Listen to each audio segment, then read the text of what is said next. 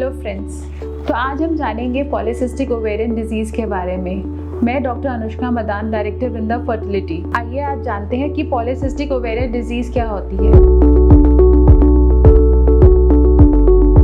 बहुत बार ये देखा जाता है कि हम अल्ट्रासाउंड कराने के लिए जाते हैं और उसमें आता है कि पॉलीसिस्टिक ओवरीज है हमारी। तो पॉलीसिस्टिक ओवरीज होना और पॉलीसिस्टिक ओवेरियन डिजीज़ होना ये दोनों अलग अलग चीज़ें हैं। अल्ट्रासाउंड में polycystic morphology is different from polycystic disease. अब पॉलीसिस्टिक डिजीज़ के क्या इम्प्लिकेशंस होते हैं, ये कैसे पाया जाता है, कैसे डायग्नोज किया जाएगा किसी पेशेंट पे। तो इसका पहला इम्प्लिकेशन होता है हाइपर इंसुलिनीमिया, जिसमें कि इंसुलिन लेवल्स ज़्यादा होते हैं। पेशेंट को शुगर की तकलीफ़ हो सकती है, इंसुलिन रेजिस्टेंस हो सकती है। ये ज़्यादातर पाया जाता है जिनकी एक फैमिली हिस्ट्री होती है या कोई जेनेटिक प्रॉब्लम होती है जिसकी वजह से इंसुलिन लेवल्स हमारे शरीर में या हमारे ब्लड में ज़्यादा पाए जाते हैं। दूसरा होता है हाइपर एंड्रोजिनीमिया। इसका मतलब है कि जो मेल हार्मोन्स हैं वो हमारे शरीर में या फीमेल के शरीर में ज़्यादा होने के कारण पॉलीसिस्टिक ओवरीज डिजीज़ होती है, जिसकी वजह से अनवांटेड हेयर ग्रोथ होती है फीमेल्स के अंदर, जिसको हम हिर्सुटिज्म भी बोलते हैं, जिसमें फेशियल हेयर या hair on unwanted body parts पाए जाते हैं। और या फिर दूसरा एक पैटर्न देखा जाता है कि फीमेल्स में मेल्ड पैटर्न बाल्डनेस होती है, ये भी हाइपर एंड्रोजनिज्म का एक सिम्टम है। तीसरा होता है इरेगुलर पीरियड्स। अगर अल्ट्रासाउंड में पॉलीसिस्टिक ओवेरियन मोर्फोलॉजी के साथ पेशेंट में इरेगुलर पीरियड्स हैं, तब भी आप उसको पॉलीसिस्टिक डिजीज़ का एक सिम्टम मानेंगे।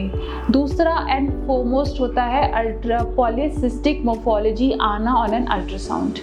अब पॉलीसिस्टिक पीसीओ ओवरी से प्रॉब्लम क्या क्या हो सकती है। तो पॉलीसिस्टिक ओवरी से सबसे पहले प्रॉब्लम होती है ओबेसिटी की, मतलब मोटापे की, हिर्सुटिज्म की, मतलब excessive facial hair, unwanted thick hair की। तीसरी प्रॉब्लम होती है मेल पैटर्न बैल्डनेस की। चौथी प्रॉब्लम होती है एकेंथोसिस नाइग्रिकेंस की, जिसका मतलब है dark pigmentation on neck and underarms. और पांचवी प्रॉब्लम होती है एक्ने। हमने ये देखा है कि कुछ समय से पॉलीसिस्टिक ओवेरियन डिजीज़ का इंसिडेंस बहुत ज़्यादा हो गया है, बहुत सारी यंग फीमेल्स में पाया जाता है। अब इसका कारण क्या है? सबसे पहले जैसे हमने बात करी थी कि हाइपर इंसुलिनीमिया होता है, जनरली वो एक जेनेटिक डिसऑर्डर है। तो ये जिनमें फैमिली हिस्ट्री है, बिकॉज ऑफ जेनेटिक प्रॉब्लम इसका इंसिडेंस ज़्यादा है।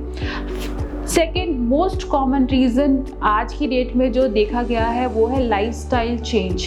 जो ये सेडेंट्री लाइफस्टाइल आजकल देखा गया है कि लोग काम कम करते हैं, चलते फिरते कम हैं, जंक फूड ज़्यादा खाते हैं, घर का खाने का जो प्रचलन है वो कम हो गया है, उसके कारण भी पॉलीसिस्टिक ओवेरियन डिजीज़ का इंसिडेंस बढ़ रहा है। और तीसरा कारण है चाइल्डहुड ओबेसिटी का।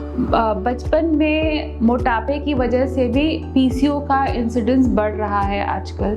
अब इसको डायग्नोस कैसे किया जाएगा? डायग्नोसिस के लिए एक तो फर्स्ट एंड फॉरमोस्ट अल्ट्रासाउंड जो हम कराएंगे ही कराएंगे। फिर पेशेंट के symptoms, irregular periods, acne, hirsutism, acanthosis, ये सब भी पीसीओ में इंडिकेट करते हैं। अब हम और क्या टेस्ट करा सकते हैं अल्ट्रासाउंड के अलावा ये जांचने के लिए कि पीसीओ है कि नहीं है? इंसुलिन लेवल्स का हाई होना, GCT glucose challenge test, ultrasound, FSH LH का ये भी एक ब्लड टेस्ट है, हार्मोन टेस्ट है, इनका रेशियो भी ऑल्टर हो जाता है पीसीओ में। एंड इंक्रीज एंड्रोजन लेवल्स, तो increase testosterone and increase DHEA levels. अब हम आते हैं ट्रीटमेंट पे। अब ट्रीटमेंट कैसे करेंगे? ट्रीटमेंट डिपेंड करता है सिवियरिटी के ऊपर। तो first and foremost, because it is a lifestyle disorder, तो सबसे पहले first and foremost we have to modify our lifestyle modification is the first line of treatment that a patient needs. इसका मतलब है कि पेशेंट का एक्टिव होना, exercise daily करना, diet modification, sleep pattern alteration, और कोई एडिक्शन अगर है तो उसको स्टॉप करना। अब डाइट में हम क्या फॉलो करेंगे? तो जो इसमें low carb and high protein diet follow करनी है एंड हाई फाइबर डाइट। तो जंक फूड बिल्कुल अवॉइड करना है, हाई प्रोटीन डाइट लेनी है। अगर पेशेंट वेजिटेरियन है तो स्प्राउट्स, दाल, पनीर का सेवन ज़्यादा करना है। और अगर पेशेंट नॉन वेजिटेरियन है तो उसमें लीन प्रोटीन ज़्यादा लेना है, जैसे कि eggs, white meat that's like chicken and red meat to be avoided completely। अब हम बात करेंगे एक्सरसाइज की। अब किस प्रकार की एक्सरसाइज पीसीओ में करना बेनिफिशियल होगा पेशेंट के लिए? तो walking is beneficial, but high intensity workout is more beneficial when the patient sweats out.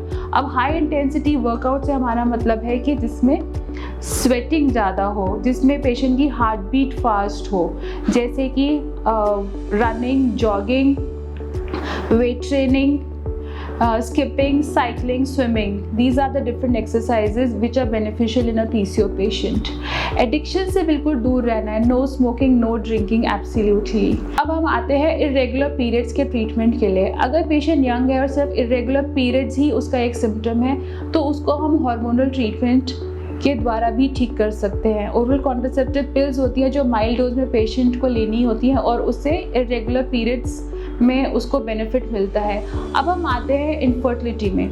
अगर माइल्ड पीसीओ है, ज़्यादा सिम्टम्स नहीं हैं, तो इसमें मेन कारण इनफर्टिलिटी का होता है एनोबुलेशन. तो उसमें हम दवाइयाँ दे के ओवुलेशन कर सकते हैं. अल्ट्रासाउंड के द्वारा उसको हम मॉनिटर कर सकते हैं कि कब ओवुलेशन हो रहा है और पेशेंट को उससे बेनिफिट हो सकता है.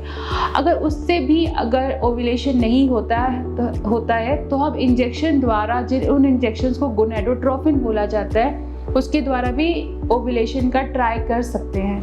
अगर शादी को ज़्यादा साल हो गए हैं और फिर भी प्रेगनेंसी नहीं आ रही है और पीसीओ का सिम्टम ज़्यादा है और सीवियर पीसीओ है, तब हम आईवीएफ के द्वारा ट्रीटमेंट करके इनफर्टिलिटी ट्रीट कर सकते हैं.